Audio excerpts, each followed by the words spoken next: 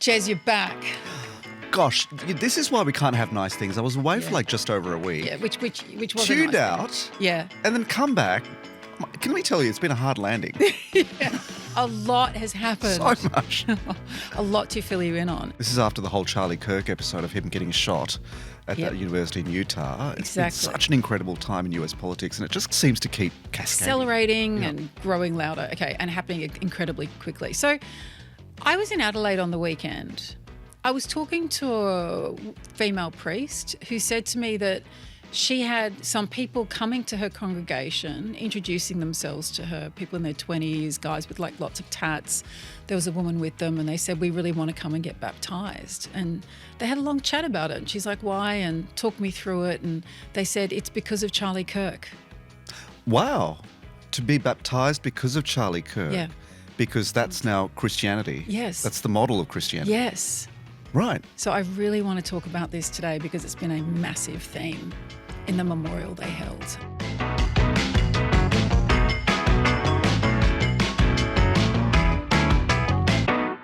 I'm Julia Baird in Sydney on Gadigal land. And I'm Jeremy Fernandez. This is Not Stupid, where we chat about the news of the week. There's been so much of it, Jules. Yeah. And the crazy stuff that's been in your feeds. And the stuff you that's wish kind of was not in your needs a bit of heads. explaining. But actually is. All right, Jez. So while you've been away, as we've discussed, there was the killing of Charlie Kirk, a scrambling to find out who did it. At first it was prescribed to the right, then it was to the left, then it was concerned that it was trans activism involved, and a lot of finger pointing and a lot of retribution, coming for people who might have said the wrong thing or who appeared to be celebrating Or just his expressed death. an opinion about Or Charlie Kirk, expressed an about opinion. politics in America right now, right? Yeah, or were critical of him because they disagree with the fact that he said the Civil Rights Act was a waste of time, those kinds of things. Now, what we have seen this week is a memorial service in Arizona attended by the Vice President, the President, and it was absolutely massive. Something this like, what, stadium. 150,000 people roughly? Hard to say. 73,000 in one stadium, 19,000 in next door, and then tens of thousands more outside. So a large crowd. You can tell that it touched a lot of people. A lot of people are worried about it. But I think what really struck me, Jess, was this was like a religious service. I don't think we've ever seen before such an overt kind of pairing of Christian nationalism in... Aided to by the attendance of the top tier of the American administration, right? Donald Trump spoke, J.D. Vance, Pete Hegseth, Tulsi Gabbard, Marco Rubio, the White House Chief of Staff and Deputy Chief of Staff there. And the language that they were using was not one of healing and coming together, but it was a call to arms. That's it. Saying this is time to fight back. There were enrollment booths outside with flyers that said, don't pray for change. Vote. Even Trump himself said this is the positive to come out of it. This is what's happening. It's inspiring this movement to continue or to galvanise. Now, the Times said this was a mix of Christian devotion and a raw battle cry for a political movement they cast as the divine hope for America. And Elizabeth Diaz, I was interested in what she wrote. She said, I've been to Trump rallies, Christian activist political events, and countless worship services as a religion reporter, but I've never experienced something like this where the highest level of government and evangelical worship are woven as one and the same at such grand scale. Yes, it's a memorial event in the style of his specific evangelical tradition, Kirk's, but it's also a pinnacle event reflecting how conservative Christianity has fused with Republican politics in the Trump era. It was like a religious ritual. How do you think this is different from the stuff that we saw during the Republican campaign last year in the lead up to the election in November? There was a lot of Christianity infused into that, right? There was this sort of language of taking up arms and returning America to God. And J.D. Vance is still using that terminology of putting on your Do you think there was a different tone today? Because I think there was. I think it was more angry today, and you can understand that in the context of what we've seen. Jack Posobiec, who's a right-wing commentator, said during one of his speeches, we will overcome their evil. He's talking about the left here. Are you ready to put on the full armour of God? Benny Johnson, a right-wing podcaster, thanked the Trump administration and said that godly mission of wielding the sword against evil is here. Yes.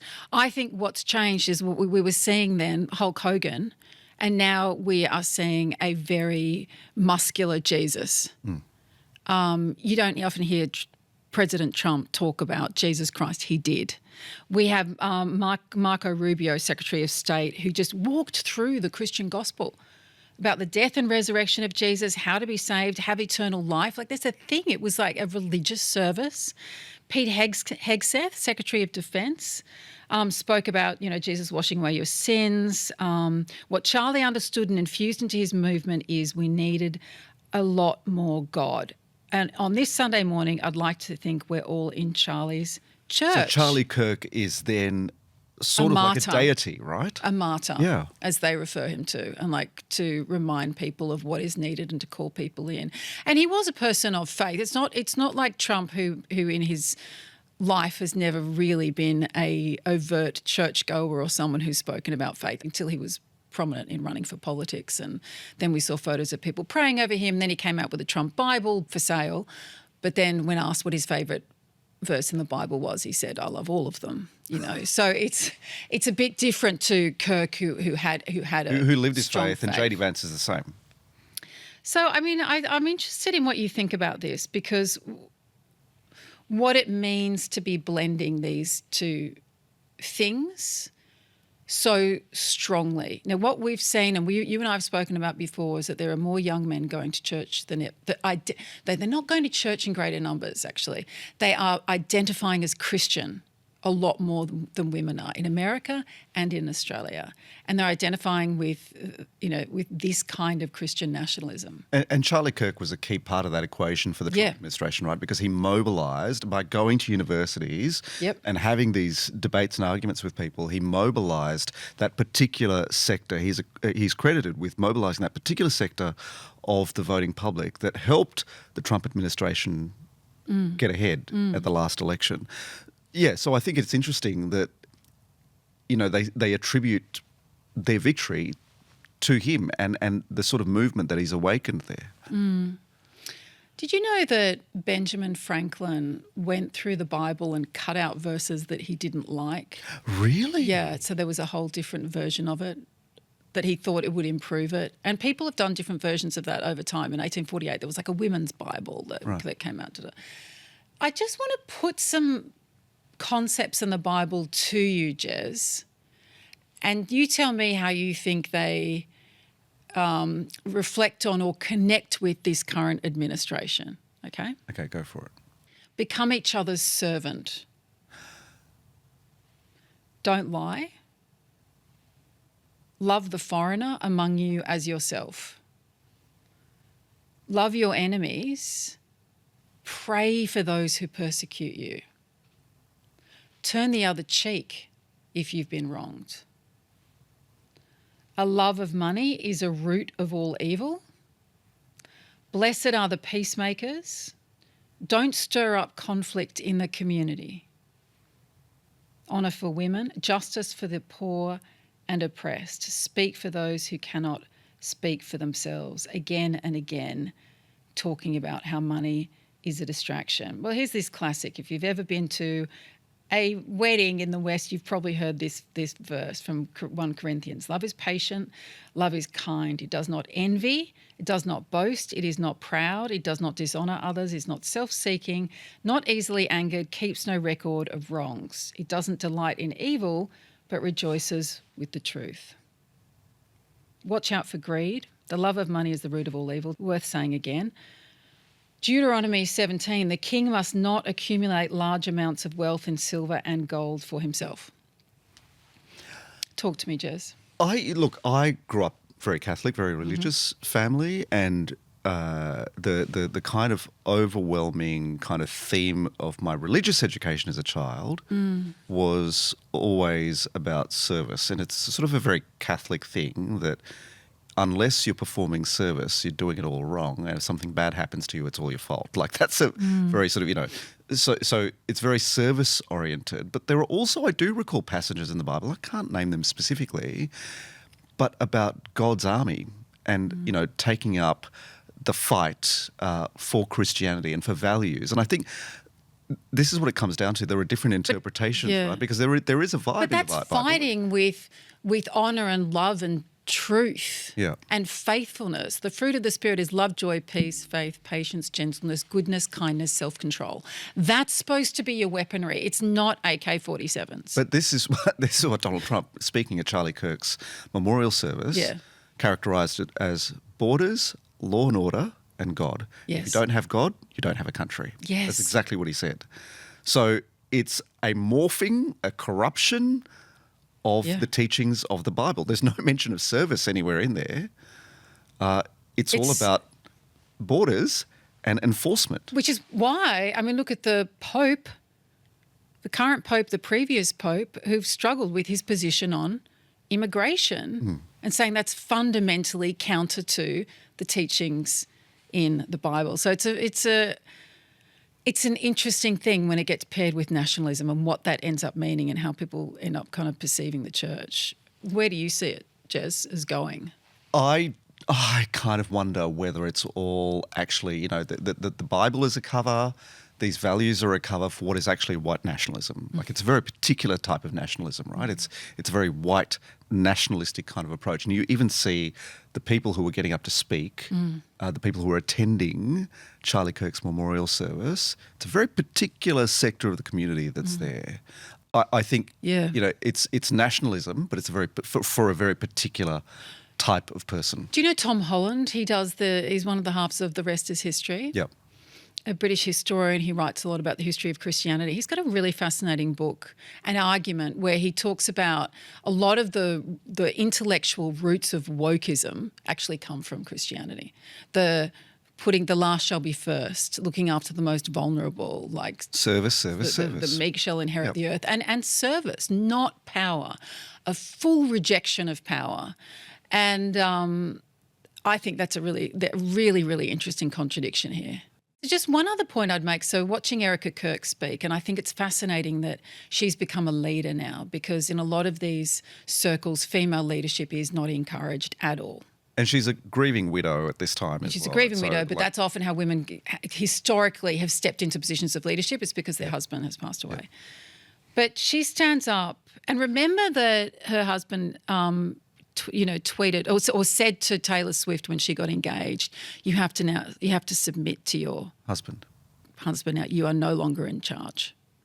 She said she did actually talk about forgiving, that she publicly forgave the man who shot her husband, because she said it's important to forgive like Christ did. The answer to hate is to not hate. But then she also says young men need to follow her husband's example in marriage and fatherhood, and a very specific kind of Christian marriage where men are the spiritual head of the home, telling them you have to be a leader worth following. Your wife is not your servant. Your wife is not your employee. Your wife is not your slave.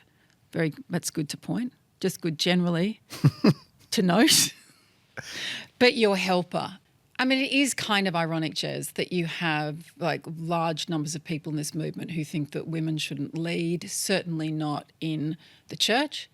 And not at home.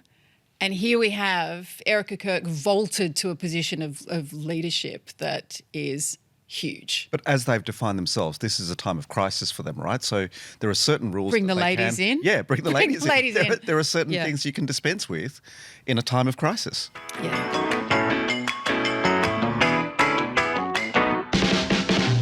All right, Jez, it's time for the pick of the week. Do you know, I've been away and I've been thinking, Yes, you I've got have. a pick of the week for Julia, and I'm not on the show this week, so I haven't been able to tell you my picks of the week.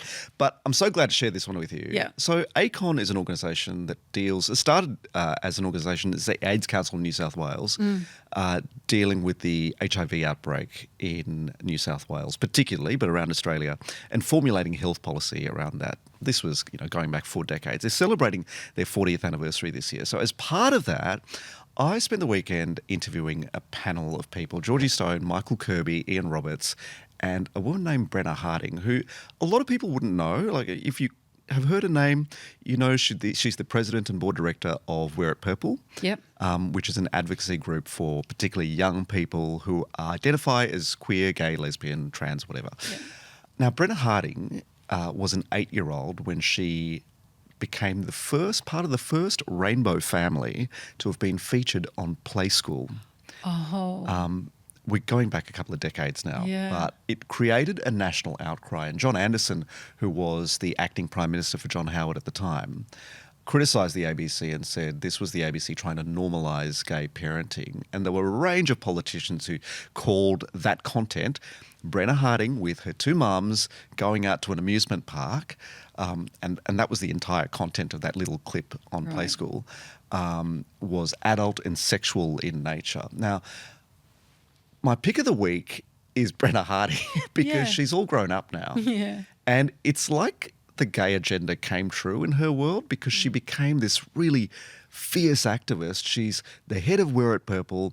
She identifies as queer herself. And she's this fierce activist for people who are trans and who are going through, everything from coming out to gender transition to equal rights to anti-discrimination. And it's like the gay agenda came true.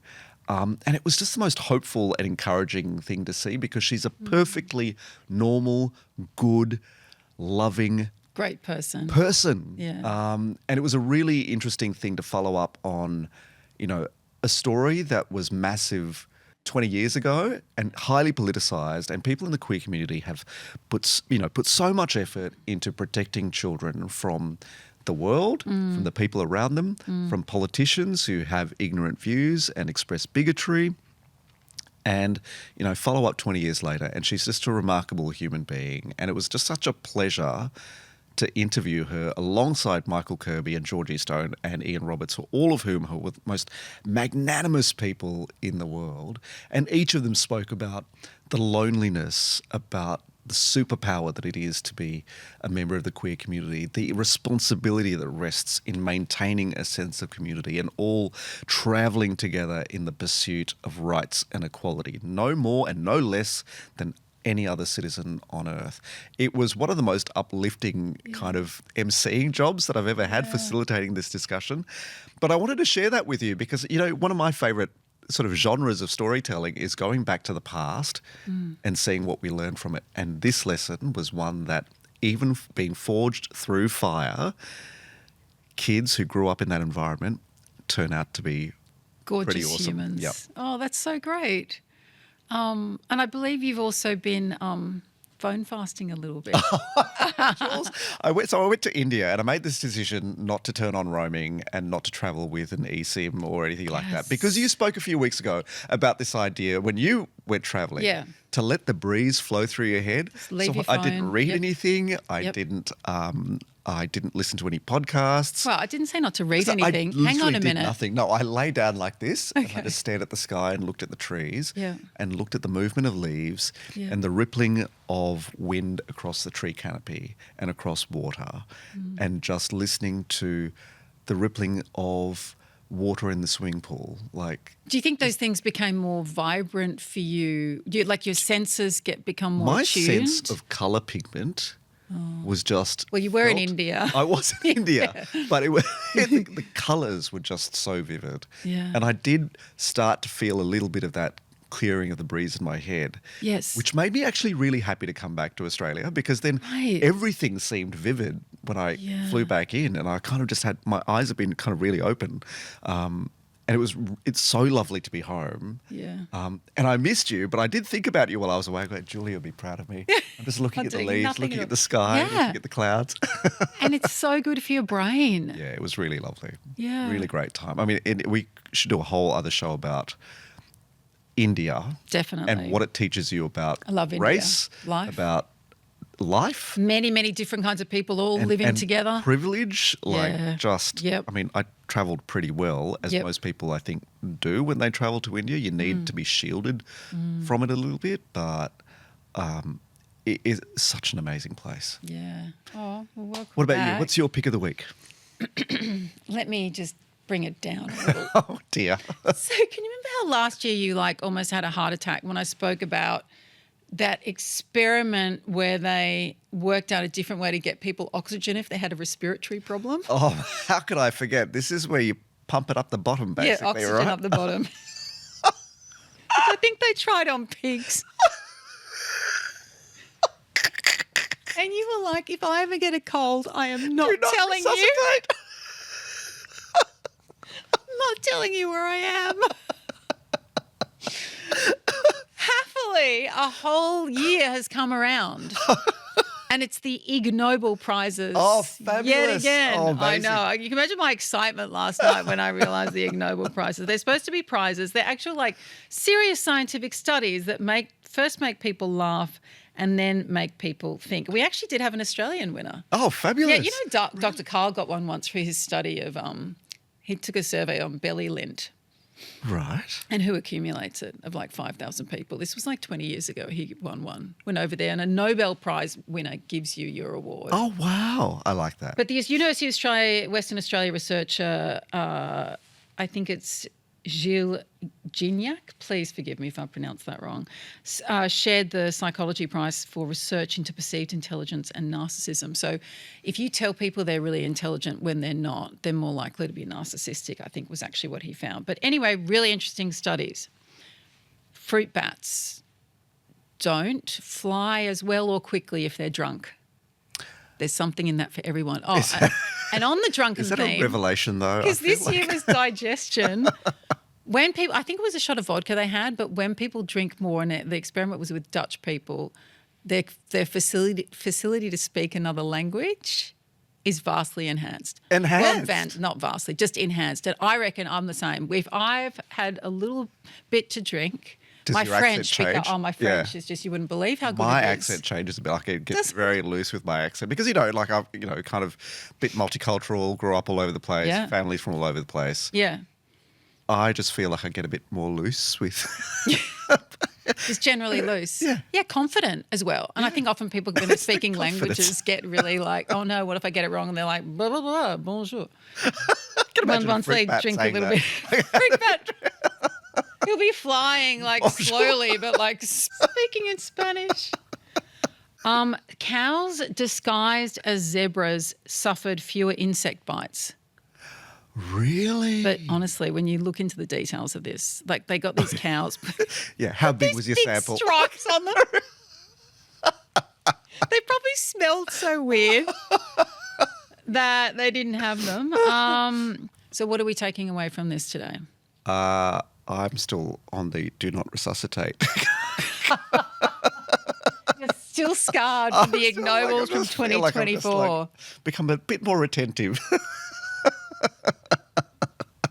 It's kind of sweet though, isn't it? I quite like it. Oh, okay. And because you've just been to India, Indian researchers landed the engineering prize for building a shoe rack that neutralised the odour of smelly trainers. We all need that. It has a UV lamp on it, Amazing. but See? it also burnt the trainers.